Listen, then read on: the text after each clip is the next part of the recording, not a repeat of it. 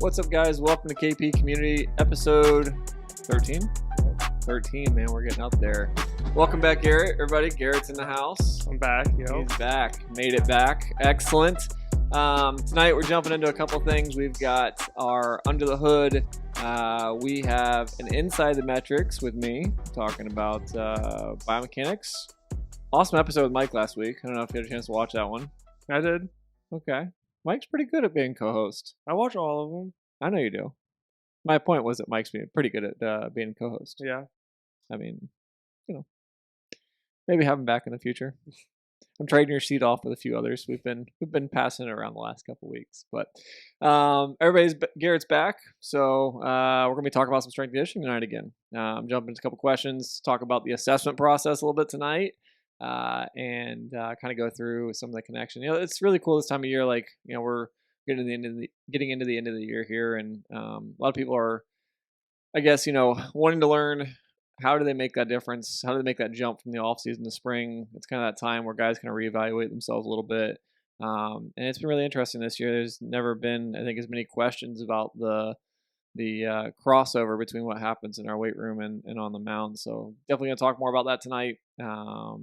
Excited to bring Garrett in to obviously explain his side of things and jump in through how we go from just the assessment all the way through. So going through again tonight, we're gonna go through Inside the Metrics, we're gonna go Under the Hood, and then finish up a little AMA and the wrap to complete it. So let's jump in tonight, as always, to get started off with our sponsor for tonight's community.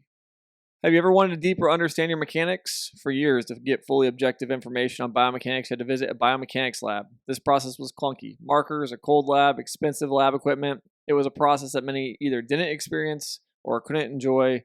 Good news, though, today you can get objective data on your mechanics right from the palm of your hand. No more awkward or expensive lab, just you and your phone. ProPlay AI presents Pitch AI. Pitch AI is a groundbreaking technology bringing lab-accurate data to you right in the palm of your hand daily.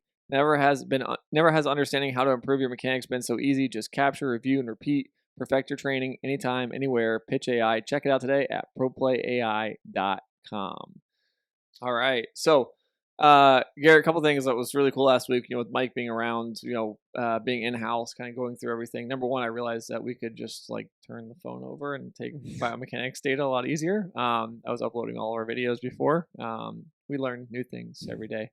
But I think one of the coolest things was just to hear from the engineering side of things, how nicely, the number one, the understanding of the app and the flow of the app, seeing, Mike's lights turn on, oh man, wait a minute, this is the best way of doing this. And in your system, in your structure, at your facility, this is the best way to do this.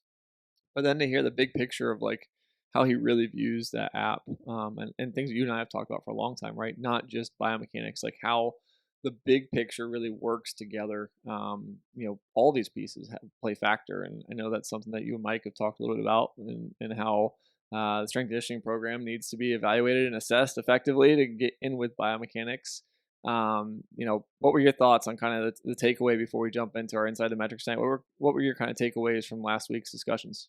Biggest takeaways with Mike is that there's a lot more that can be assessed from the number side of things, especially from the weight room side, and more stability and stuff like that. But yeah, I mean, I know we had that huge discussion around stability, which was neat, and a lot more on that in the future. But I think it's like you said, it's we can track things and really need to understand. We have these philosophies that are out there that have been brought forth, and we don't really question. We learn from them. But then we start to really kind of poke at them and dive a little deeper, and we start to maybe realize, this is maybe some things from a pitching standpoint and from a strength conditioning standpoint. Maybe there's some things that we need to rethink and rebuild. And so that's kind of the front line of where we're at there. And one of those things we're going to talk about tonight. It's stride length, and it's one of the metrics that Mike actually and the ProPlay AI team with Pitch AI is able to track is stride length. And I think it's this really misunderstood, idea. I grew up with, I had pitching coaches that used to tell me hey, you need to stride longer. You just need to increase your stride. And the idea they thought was that, you'd push off your back leg harder, create more energy, etc. But there's a diminishing return somewhere with stride length. It's kind of up to us to figure it out. So tonight for our Inside the Metrics, we're going to be talking about stride length. Let's throw it over to me, I guess, in a pre-recorded video on stride length. Let's do it.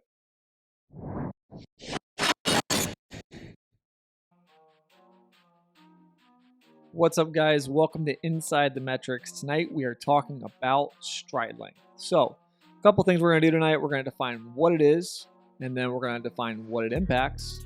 And then from there, we're going to give a little example, real world example from our athletes, and talk about maybe how you can evaluate your own stride length. So let's jump right into it. Waste no time. Let's get into what is stride length. So stride length is the distance traveled.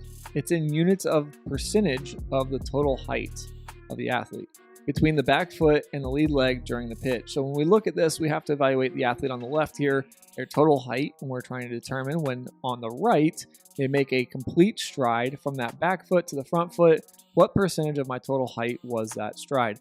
So when we start to evaluate this, we have to really start to think about the metric and understand the metric. If I'm 6'5", how much percentage of that stride length was equated to my height? So it's really important to say a few things. That's what stride length is. That's how we're measuring it objectively with Pitch AI.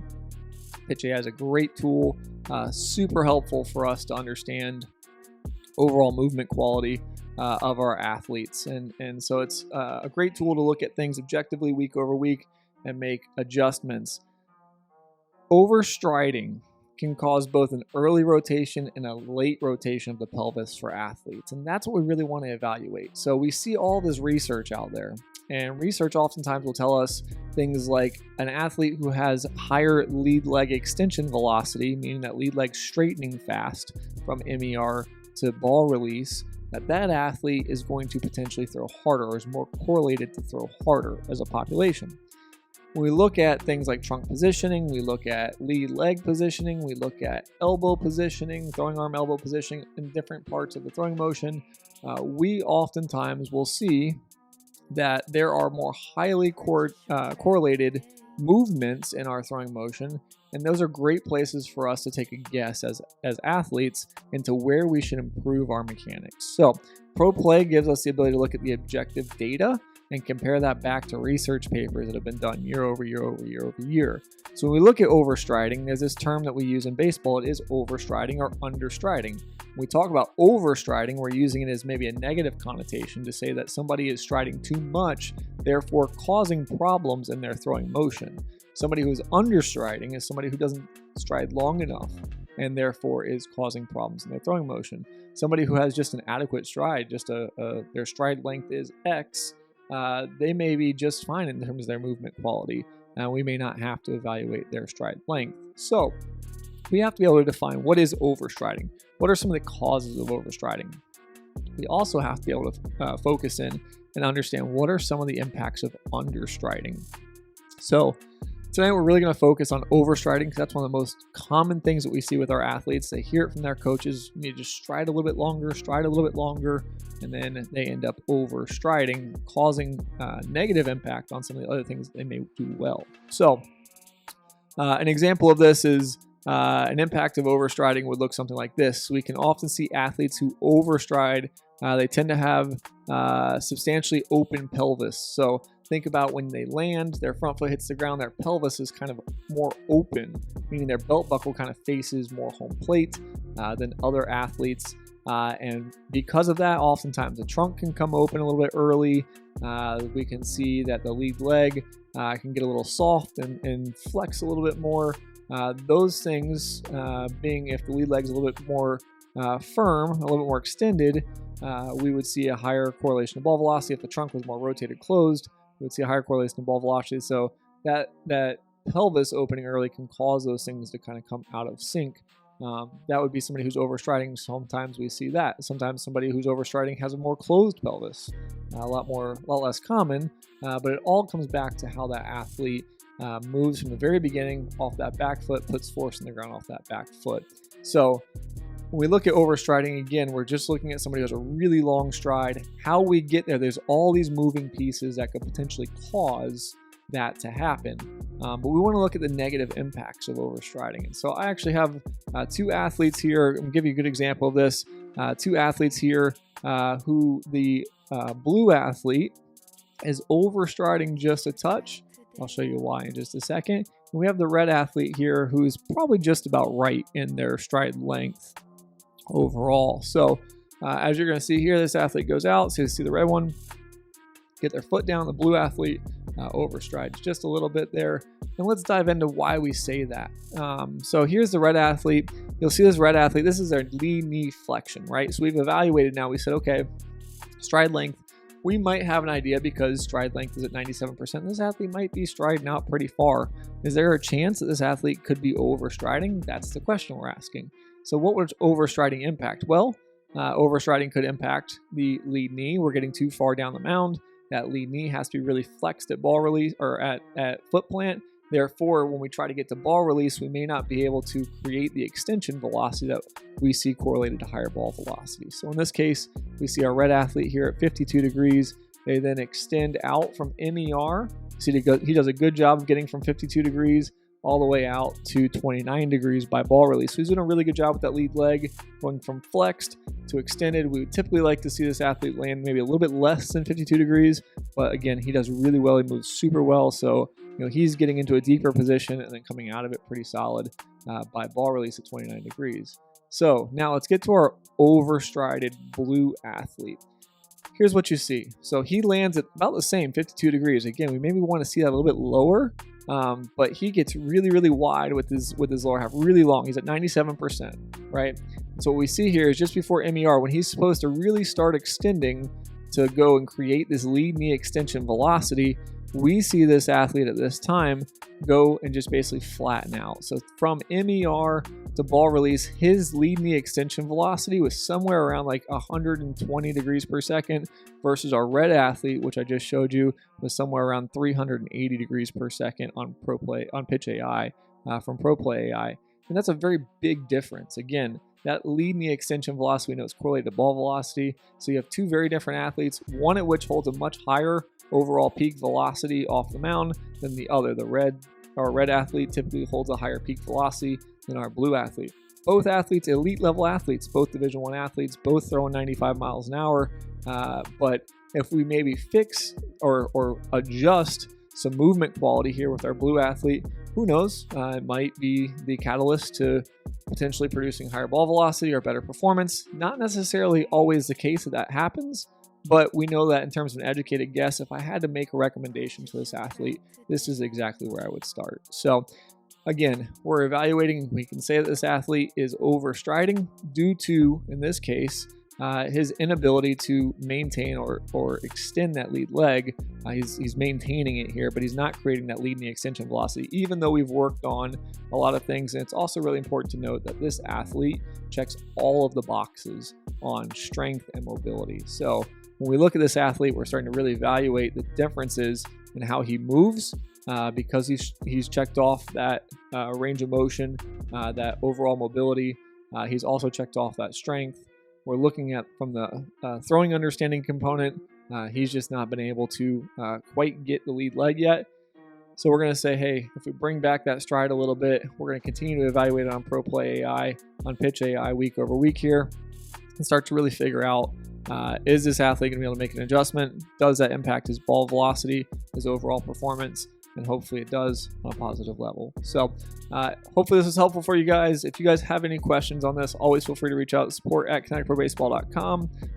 Please send us messages, questions on email, on Twitter, etc.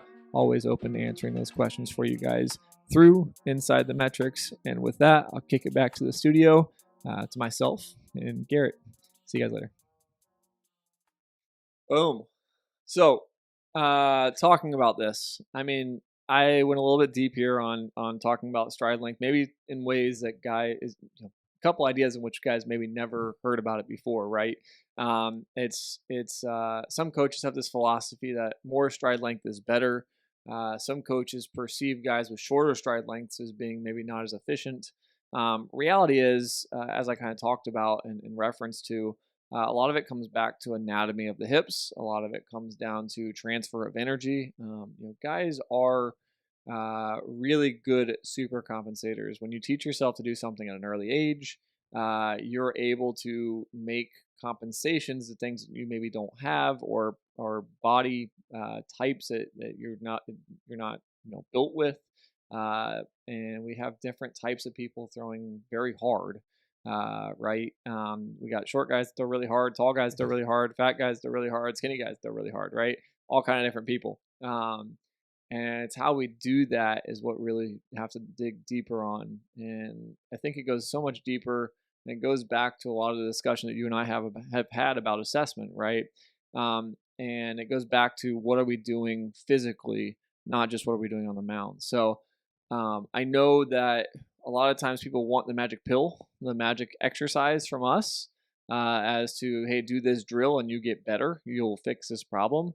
But Garrett, maybe talk a little bit about the physical side of things. Like if a guy can't physically get put into a certain position, the drills that I give him aren't going to make a difference. So I got to hand it off to you. So let's say, looking at a guy with stride length issues, maybe lack of pelvic control, maybe lack of mobility of the hips. Talk about, like, if I hand him back to you and I say, hey, this guy's got poor control of the pelvis, or he's got maybe bad range of motion in the hips. Talk about kind of the process that you go through with that, and then how much time you typically expect with those kind of things to maybe not necessarily be fixed, but be changed to some degree before you hand it back to me. Yeah, so the biggest first thing, if it's a mobility issue, we usually have some static stretching or some mobility exercises to first start off. That's usually in the active prep. And then we go into feels, and that's more of the pails and rails, the FRC stuff that you guys see on the internet, to get awareness of those ranges of motion that we just accessed by the static stretching.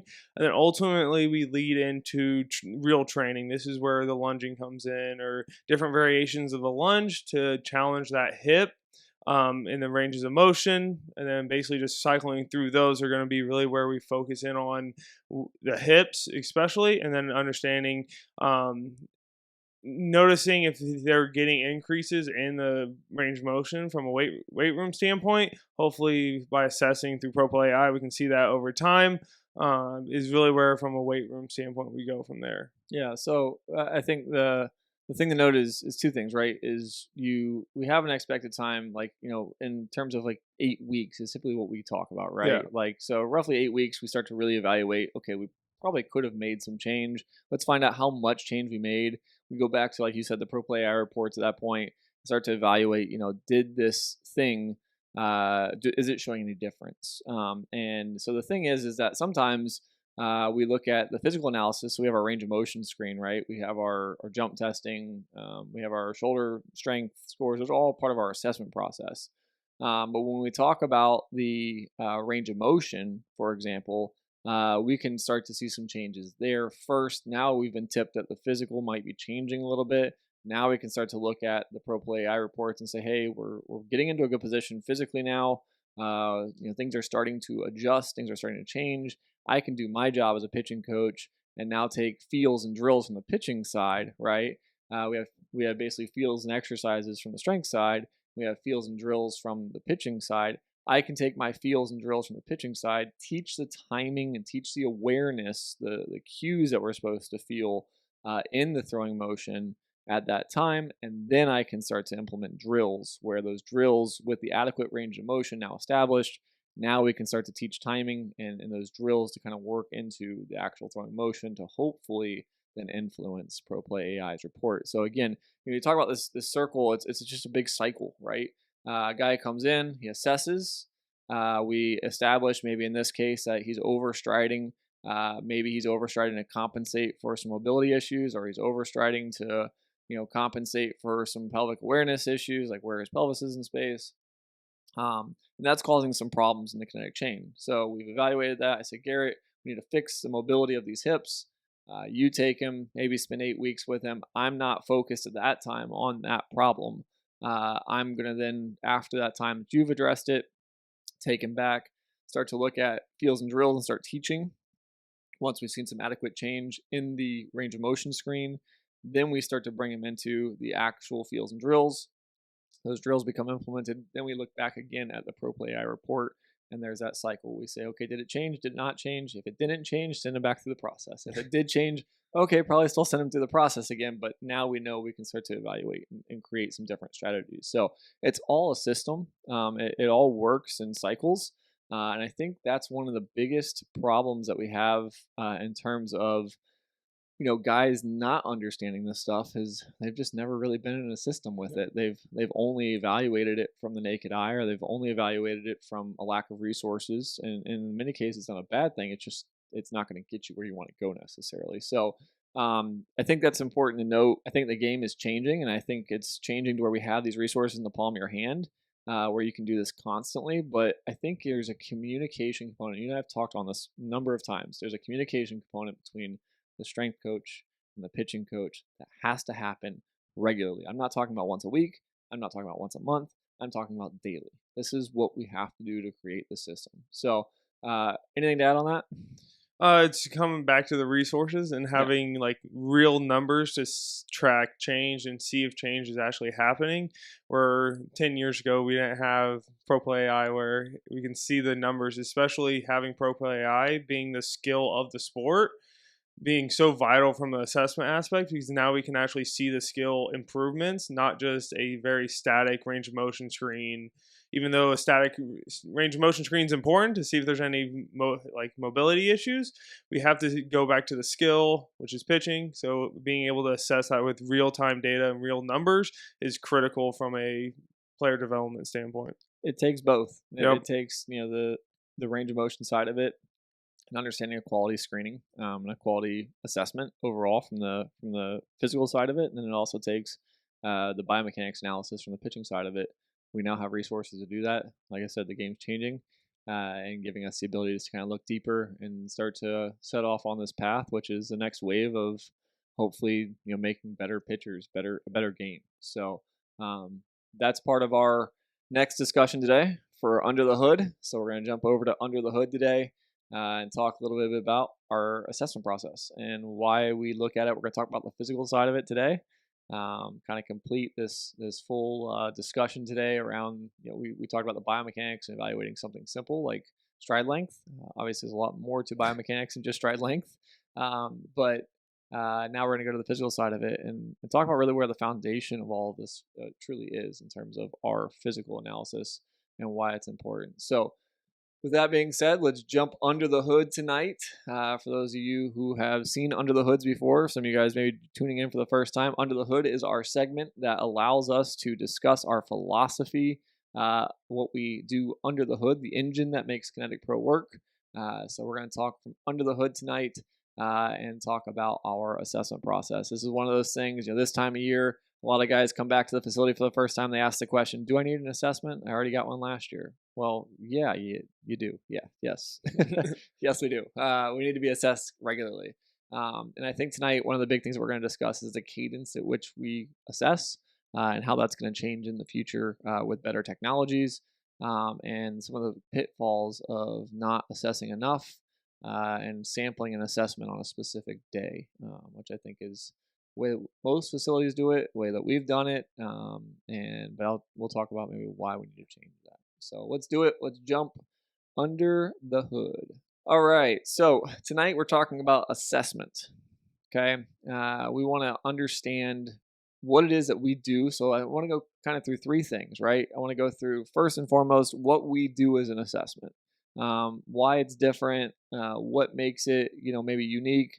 Two, I want to talk about the communication of that assessment to the pitching side and how we assess from the pitching side of it back to the physical side of it. This assessment discussion is going to be focused mainly around the physical side of it, but we can't really just discuss the physical. We have to also discuss the pitching side of it. And then three, I want to talk about kind of the future and where do assessments go in the future, what is maybe not right about this process and how we can make it better. So let's start off with the first component of it. Garrett, you want to explain kind of our assessment process from the physical side? Day one, athlete walks in, kind of what's that athlete doing and why are we really looking at some of those pieces? Yeah, so the first thing an athlete's going to do when they come in, they're going to look at We're going to take them through a range of motion screen through our Modus 1. We mainly look at the shoulder, hip, and spine, especially the rotation of those 3 joints. And then once we're done with the range of motion, seeing those 3 joints move, we go into some jump testing, getting some static and squat jumps in to see EUR, so how efficient they're using their tendons and muscles, see the ratio there, see how they produce force. Then we go into shoulder testing, our KP bands that we've developed, seeing how strong the shoulder is. At the very end, we'll see how the rib cage and scap work together in some flexion and extension, upward rotation of the scap, just to see how the rib cage is. Based off of those 4 units, we're really going to be able to see from a physical side where they're at from a development standpoint, and then being able to then describe a training program for them from a physical side of things. So kind of give me a little idea of like, we talk about these pieces. I think it's really best to apply them in like real world setting. Like, so everybody knows about their program, right? Everybody gets done with an assessment. Everybody realizes they get a program. Talk to me about like kind of how you kind of broadly, how you look at the assessment and establish a program for an athlete.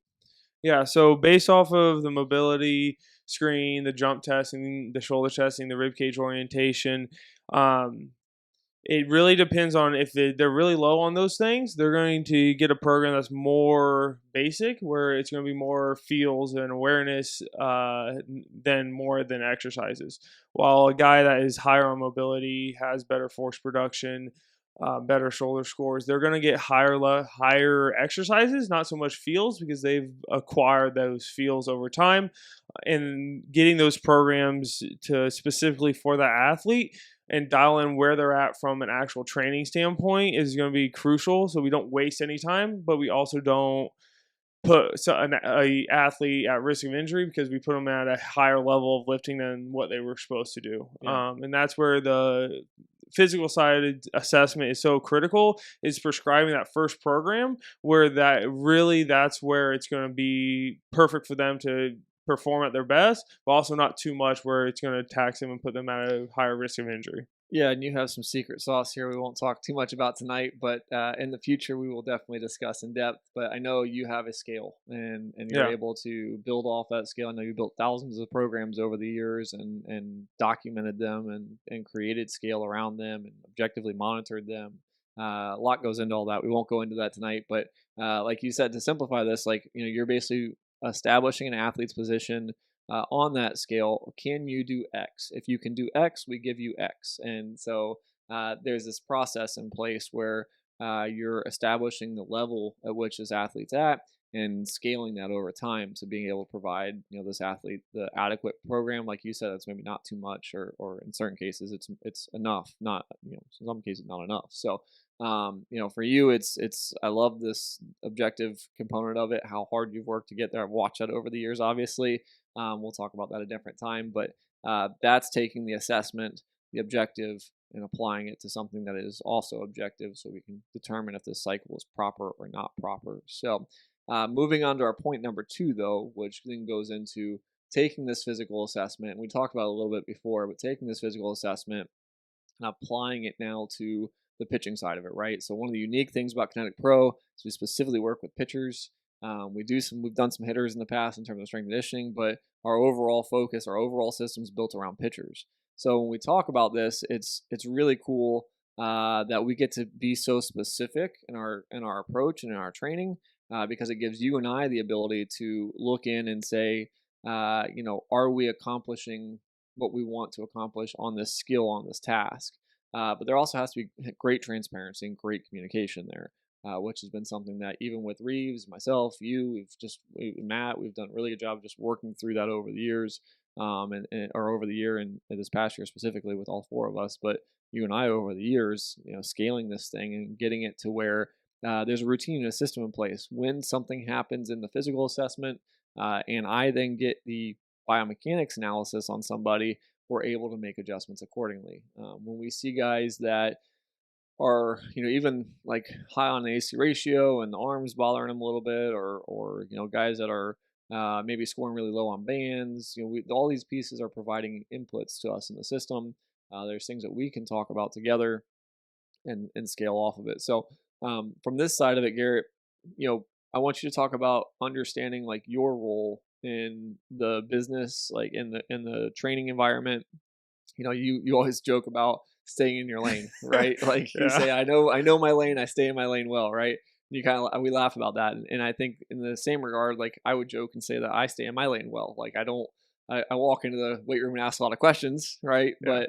But I don't come over and start dictating how the program should be written, and there's reasons for that.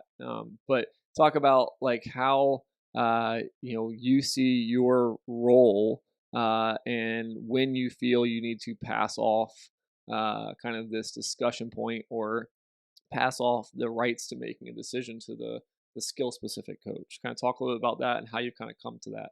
Yeah, so biggest thing from a strength and conditioning standpoint, my job is to build the athlete's body to be able to withstand the skill or pitching long enough for them to get really good at the skill. And it's not to build them into this monstrous person that can deadlift 600, 700 pounds. And force production is good, but it's not everything.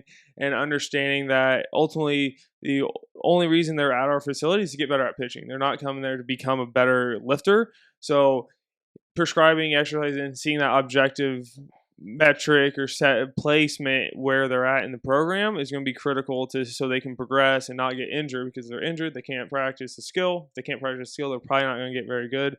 So my job is to see the sport of pitching, which I pitched in college, so I know a little bit about it. Not as much as Casey or Matt or Reeves, but I know a little bit about it. But from a weightlifting standpoint, it's like where is his body, the athlete's body, is going to break down. And it's like, okay, we know if a guy has a super flared rib cage and he lacks internal rotation of his right leg, both pro play eye and range of motion assessment, we can see that, okay, he's going to really tax that upper groin area or the like other side, like external obliques, and seeing that, okay, if we can drive extension and internal rotation through a lunge and load that lunge as well, it's going to put a little stress on that high adductor external obliques, but it's going to be in a very controlled environment to build the capacity of those two things. So then when he goes to throw, especially high intent,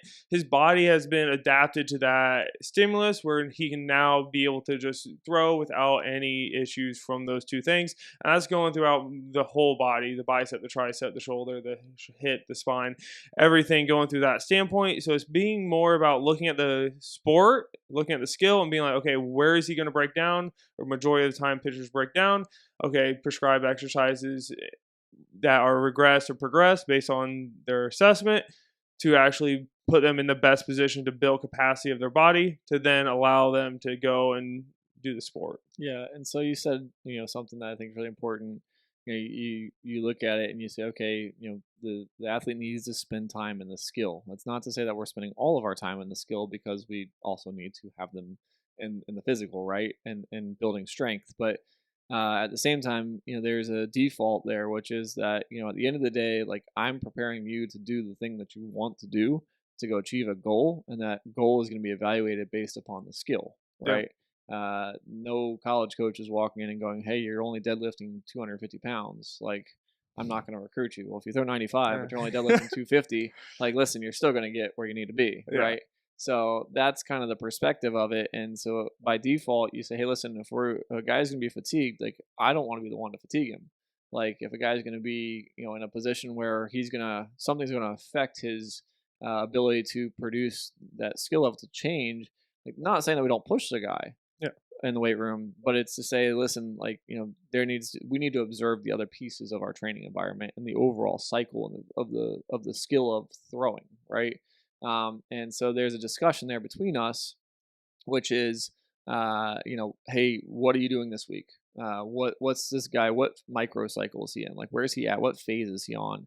Are you taking him into the next phase? Are you going to do a velocity program with him? Like, those are questions that you'll ask me, we'll talk about, but you're defaulting to, hey, let me know what he's doing from a skill standpoint, what his goals are from that standpoint, so I can then change and alter and build the program around that. And it's not to devalue the strength program. Like, it's not doing that at all. It's actually the opposite. Like, we're providing as much value as possible within the constraints that we have to make sure that the strength program matches and mirrors what we're trying to do in terms of achieving a goal from the skill aspect. And I think a lot of people ask us this question, like, well, like we've had people that want to just throw at our facility, like just throw, and like, oh, I came in, like they didn't really know about our strength program that much, and because over the years we've been building that component of it. But I think that's the one thing I say a lot to people is that they don't understand is, listen, I can provide you some sort of result, maybe like from the throwing side of it. But if at the end of the day, the thing that I evaluate is physical and you lack that ability to do that thing physically, I can't change as a pitching coach. Like you could spend money all day long on lessons. I could spend money all day long on, a program and environment and TrackMan and Motus Sleeve. If I have something physically not there, like that's not allowing me to do the thing that I want to do, I need to change that. And that's where, I default to you. I go, hey, listen, I'm out of my space right now. I can't change this guy. I have to hand him off to you. This is your space now. Fix this, change this, get it back to him when we can. Kind of what we talked about in our last segment. But I think that's one of the things that people don't understand is it's not just like people look at me as a pitching coach, or they look at Reeves as a pitching coach, or Matt, and they go, you guys are here to change this athlete, and they value the thing that we do on the mound. But reality is most of the work that we do is not on the mound. Most of the thing that actually changes our athletes starts with you in the weight room. And so if we get that right and we keep that in order and we build the system that prioritizes that, then we can actually provide applicable change to the athlete. But it all comes back to assessment. That assessment says, hey, where is this athlete at? Should we spend more time with you or should we be spending more time with me? And at the end of the day, if I can divide those two spaces, we can have constant communication, we can reassess effectively. Now we're in a space where we can actually make some applicable change to the athlete. But I think that's what people don't understand, right? We talked about 2 questions already tonight. One, guys want to know, do I need to get another assessment? Yes. And then 2 is, hey, I just want to come throw with you guys. Like, I'm kind of already doing this strength training thing. Like, okay, great. Well, I can't communicate to that strength coach. I can't stay consistent with that strength coach. I can't get that strength coach to do the thing that we're asking them to do. I'm not one to like try to argue with somebody about like, you need to change your program, you need to do this, you need to do that. But if we're seeing results that are negative in the training process, and I try to go to a strength coach and another strength coach and I say, hey, listen, we need to change this, this, and this. Like, you need to change your set rep scheme and tempo. Like, you need to change whatever. That's a really hard ask. And so I know that's the beauty of you and I working together is you understand my visions and my goals and why I'm saying what I'm saying and the data behind the throwing component. And then I'm able to hand it off to you and you're able to understand how to make that change and deliver it back on time to provide applicable change in the off season. So I think, that's number 2, which is the communication standpoint. And then lastly, I want to go to number 3, which is, where does this go in the future? And how do we use this in the future from a consistency standpoint? And I'll just go ahead and say it. The number one thing that's most wrong about assessments is that you're sampling a single day of an athlete. And assessments should really be done. It's like biomechanics with ProPlay AI. It's no different. Like, you could have a biomechanics report on somebody, and that guy would be in their underwear in a really cold lab with markers on, and that guy's throwing 85, but reality is he throws 95. And you go, well, why is he throwing 95 on the field, only 85 in the lab? Well, he's uncomfortable. It's not his natural environment. His body's not moving as fast. It's not syncing as well in terms of just overall sequencing. And so we start to evaluate that biomechanics report, and we define that athlete as that thing. Well, you have to dig further than that even and start to ask the question, well, did that guy go out the night before? Did he not get a good night's sleep the last couple nights?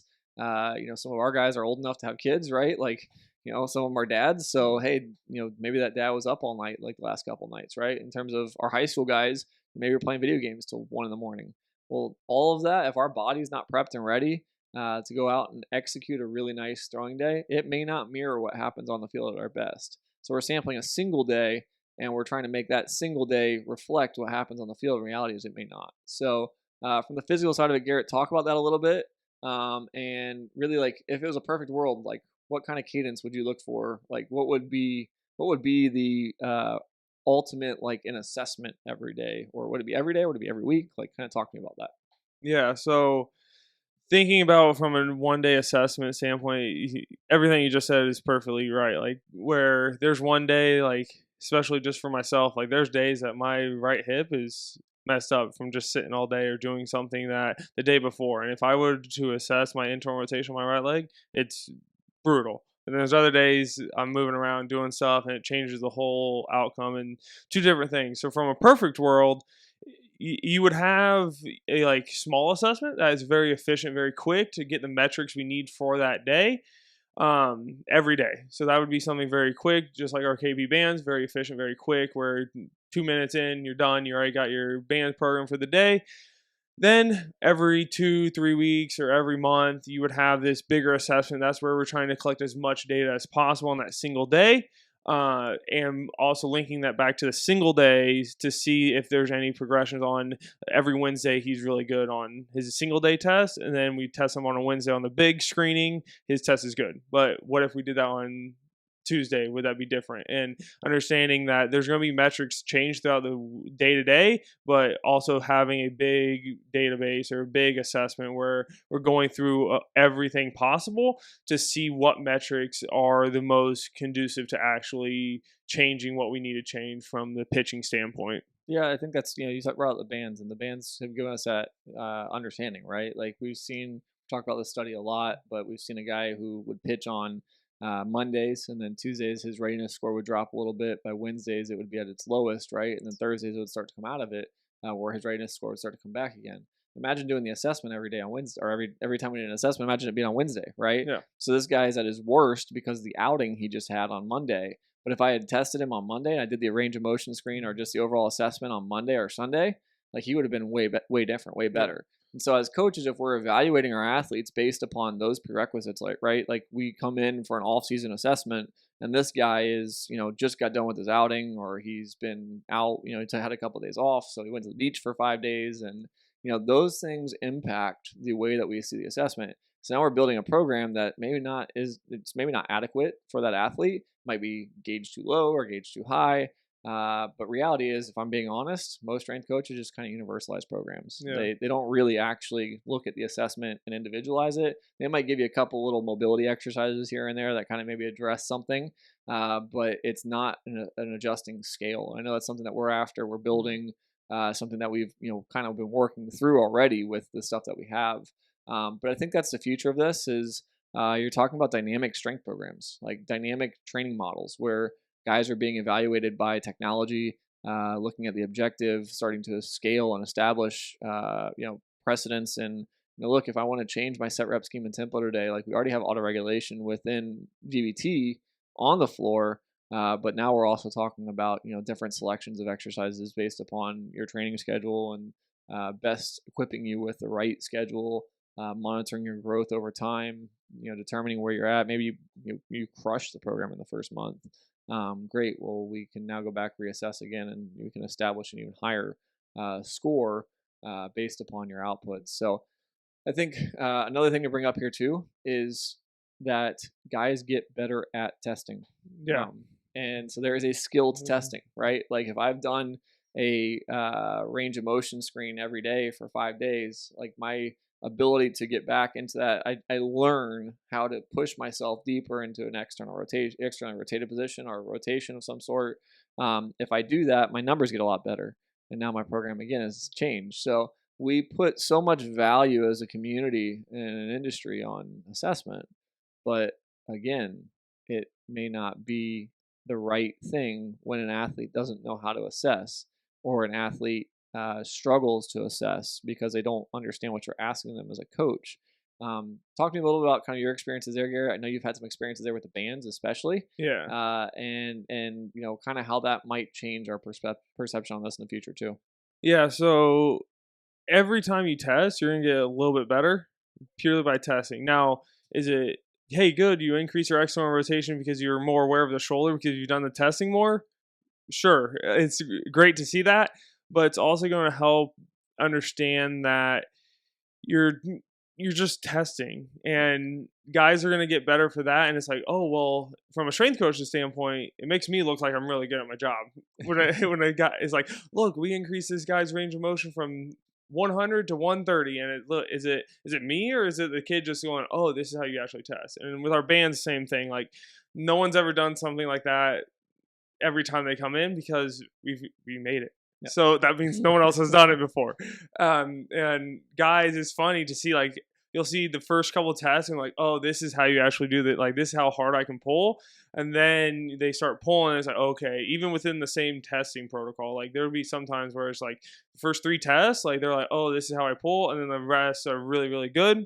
And we see a small little ramp up on the first couple times just because it is something brand new. But that's where testing every day and having a lot of data, and the quantity of data is what really gives validity to assessment process. And what actually matters from the assessment process is having this large amount of data to actually extrapolate things that we actually deem necessary to track and understand and program off of, where a single day assessment might be like, okay, you won. Okay, that's one day out of a guy who plays 10 years, 14 years of baseball. Yeah. Like, if we can get 5, 6, 7 days every single day of metrics, over time, we're going to have the ability to show, like, okay, these are the metrics that actually matter.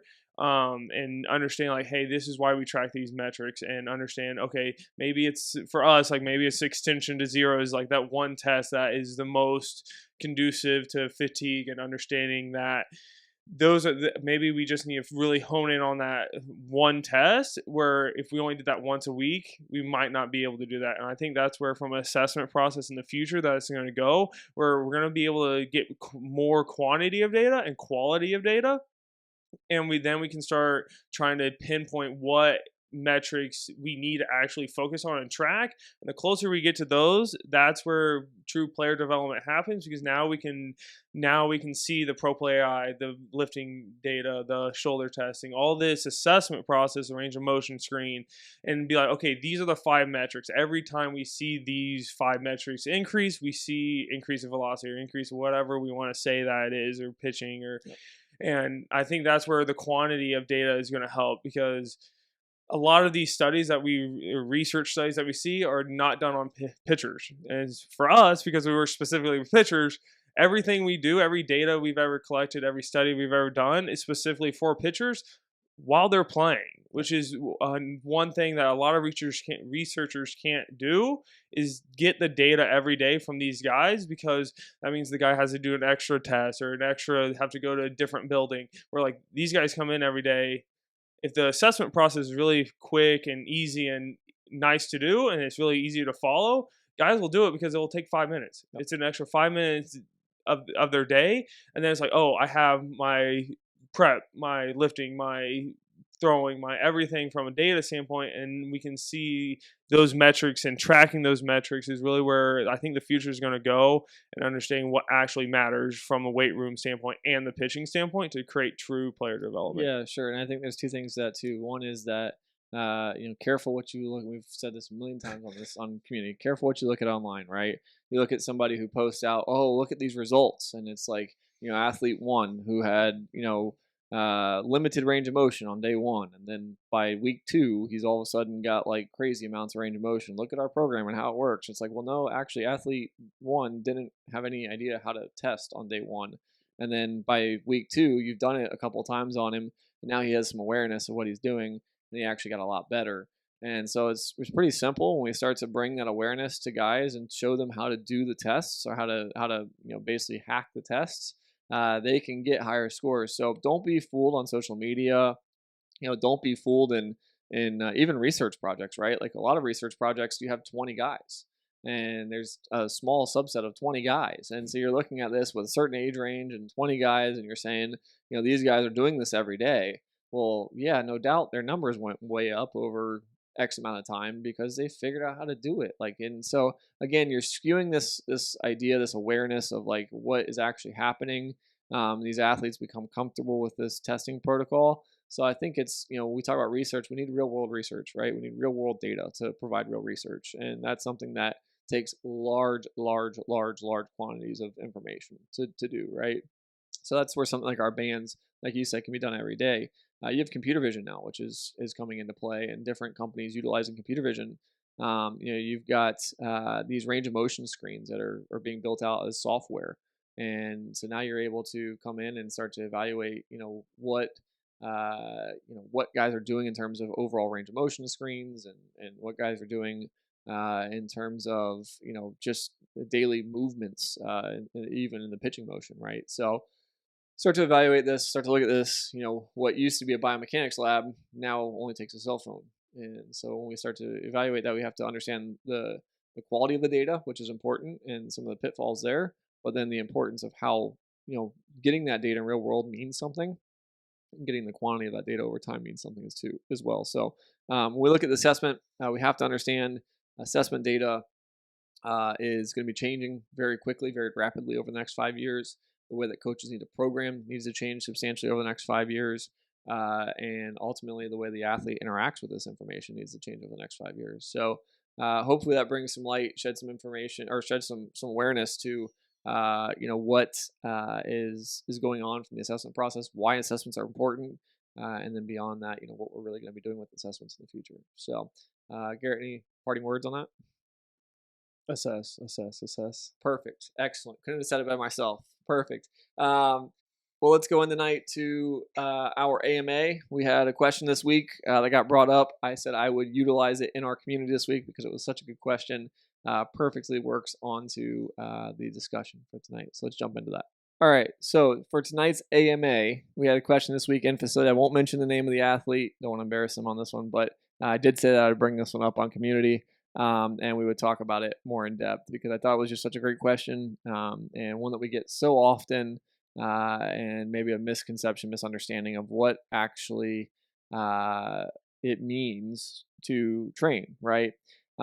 So the question this week that we had came from one of our college athletes, and he asked, "What can I do at home? Like, what can I do away from the facility?" He just wasn't happy with the bullpen, wasn't happy with his results, like where he's at right now. And his comment to us was, hey, I need to do more. Like, I feel like I need to do more. I feel like I'm not getting the results that I want in my training right now. What can I do at home? What can I add to do at home to get better, to fix this thing? Like, where do I need to fix? What do I need to fix? And how can I do more at home? And I was like, honestly, number one, there's a lot to unpack here. But my parting words to him for the day were, look, we can look at the biomechanics report. We can look at, your ball flight information. We can look at all this stuff. At the end of the day, you're a really good athlete. You're a collegiate athlete in Division I level as well. You move really well in the sense that you're competing at a very high level. But just because we have all this information doesn't mean that there's necessarily something specific we need to do outside the realm of our already built training. Like, so I gave him drills and feels already. We've done stuff for him in the weight room. We've done corrective work with him in the weight room. And he's spending 2 hours a day, 2 hours and 30 minutes a day, focused specifically on training. But the idea is I'm not where I want to be. Therefore, I feel like I should be doing more to make that thing happen. It's the idea of the grind. And we've talked about this as well, where, guys want to quote unquote grind when they're not feeling like they're achieving, instead of trusting the process, staying the path, like just maximizing the quality of each rep. And so my response to him was, listen, you need to really focus in on each and every rep, make sure that you're doing and you're executing everything we ask of you during your time here to the nth degree.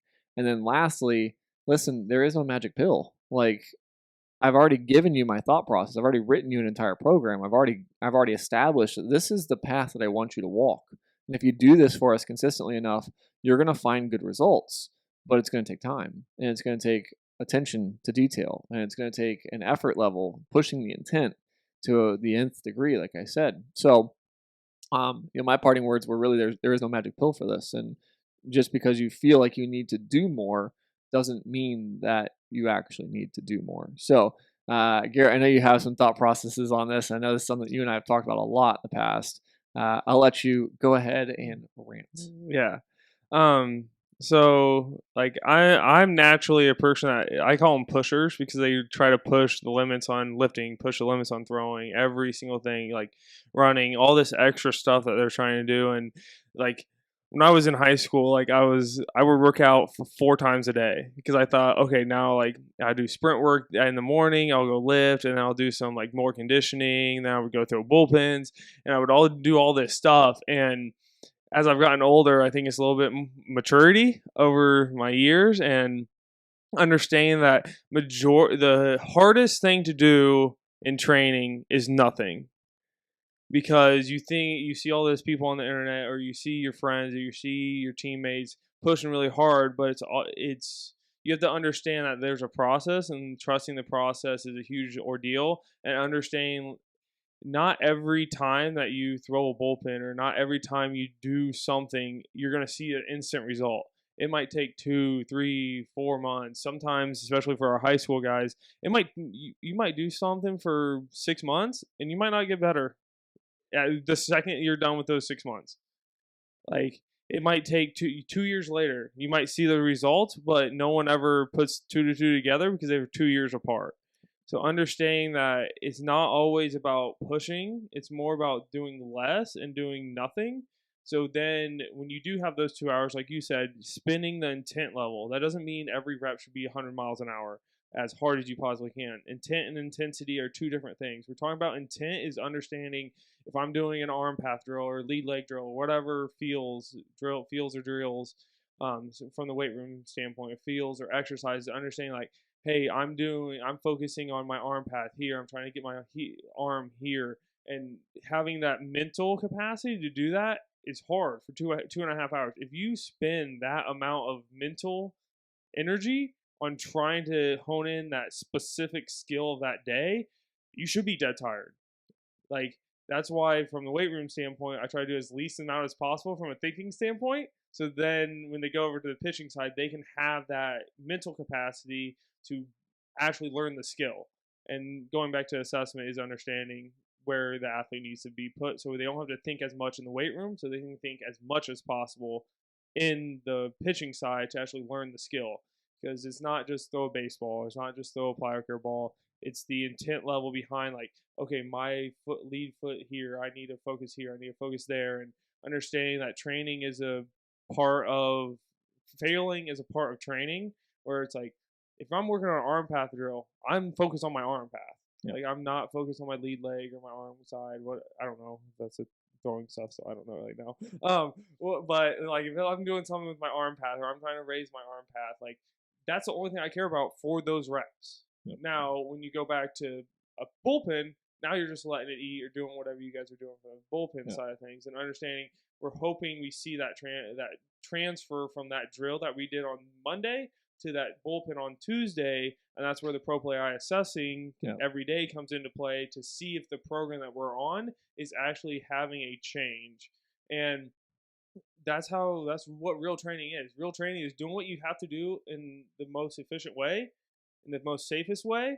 So then when you go to pitch, your body knows those things, knows what to do.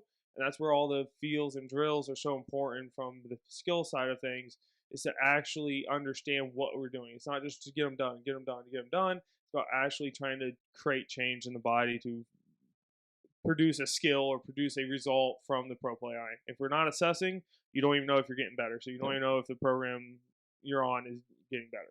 I think there's something we talk about this from the work standpoint, like you and I and our overall aptitude of building like some fitness capacity for work, right? Like you and I have talked about over the years, like, man, I spend, when I first started, it was like, man, I could spend like 2 hours staying focused like at a time. And now I feel like I can focus for like 8 hours at a time because we've been doing it for so long, right? It's this mental sweat economy, so to speak, that, you're talking about it from the weight room. If you're trying to specifically teach a guy like Olympic lifting, for example, right? Like that's going to be something that's so specific, so skill specific.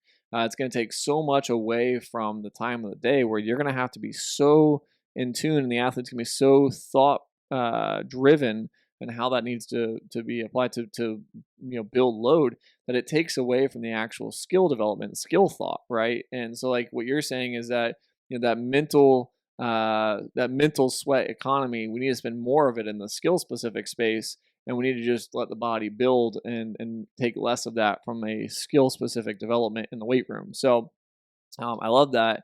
And I think there's reasons for that, and something that you and I have kind of kicked around. Are we perfect on that? No, I don't think anybody is, but it's a good reason for not doing Olympic lifting in the weight room, right? It's just because it's so skill specific, and it takes so much more time to teach that. So When we really talk about the big picture and we start to really evaluate, what it is that an athlete should be doing, what we're really asking for an athlete to do is we say, hey, listen, we've evaluated things like Olympic lifting. We've evaluated things like, this crazy amount of mobility that we need to do every day.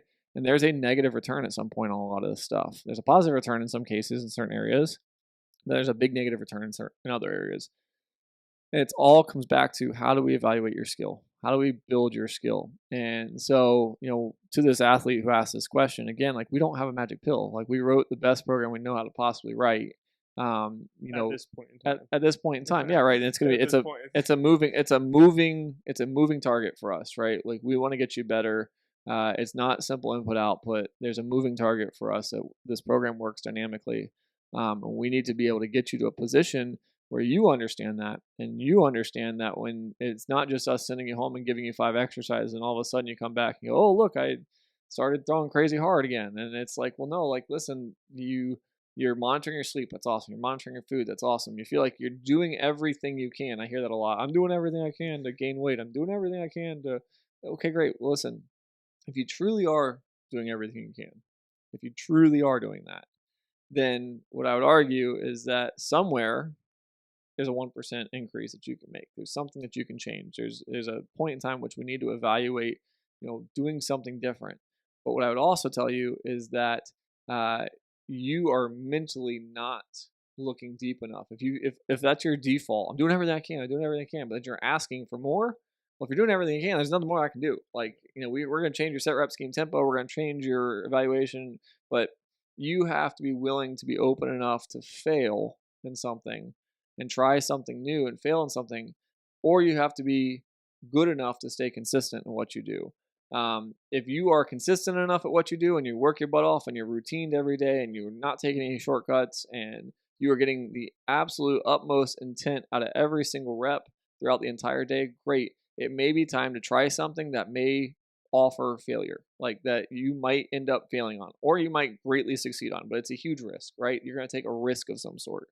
But if you're somebody who is finding failure because you're inconsistent, then it's time to look at the consistency of things and learn how to better apply intent to your reps day in and day out.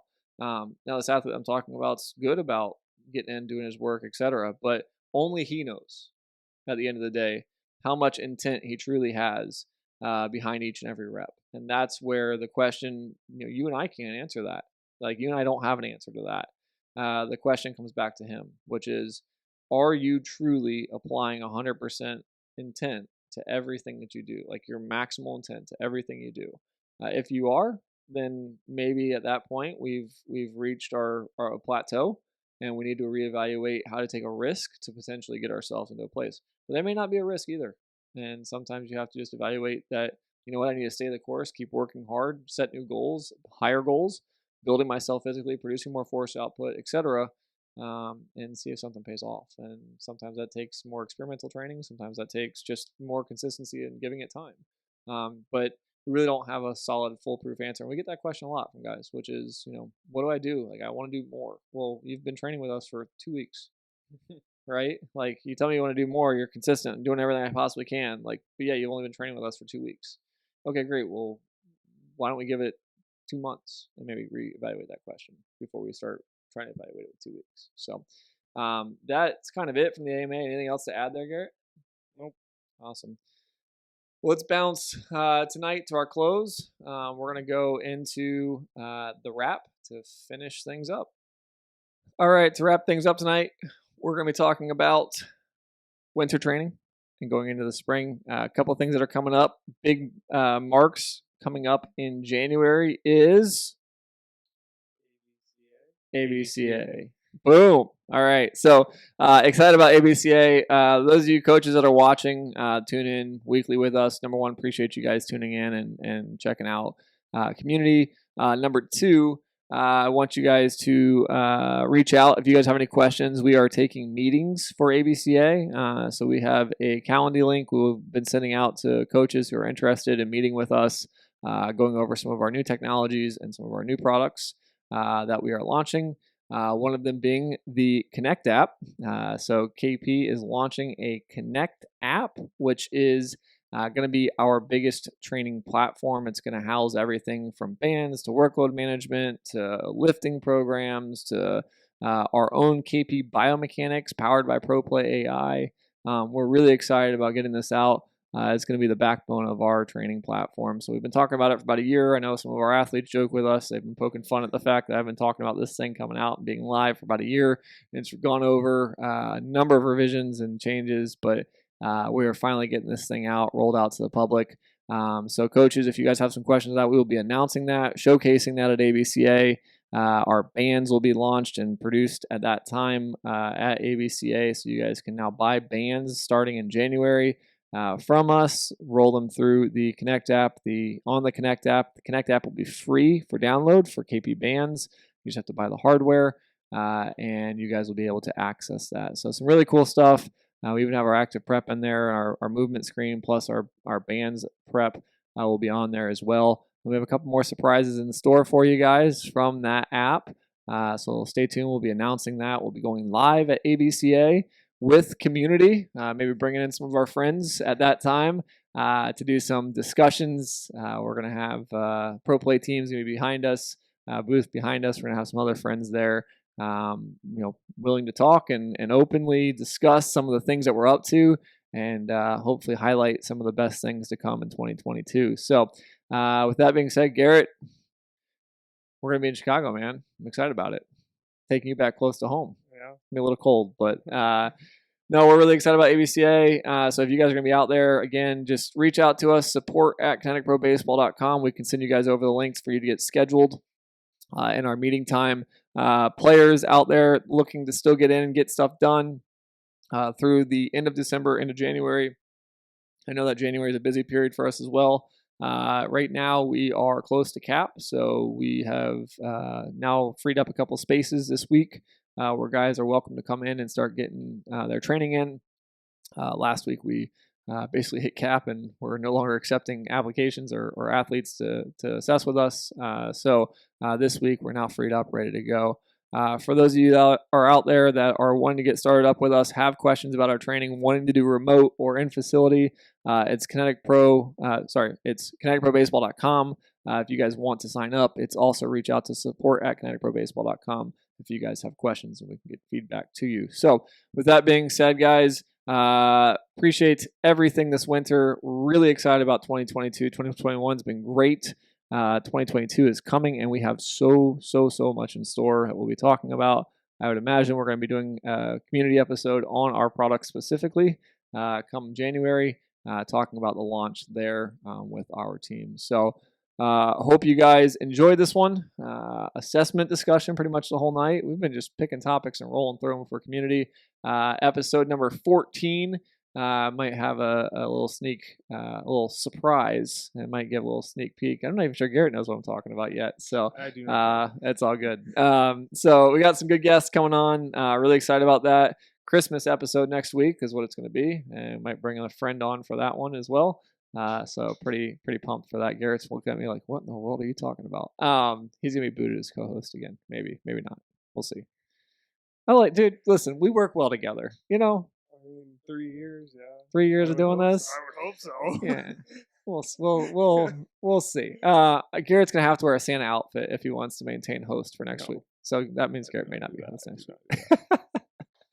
All right, guys. Well, we appreciate it as always. Looking forward to the next episode. Every Wednesday night at 7:30, we launch our newest episode of Community.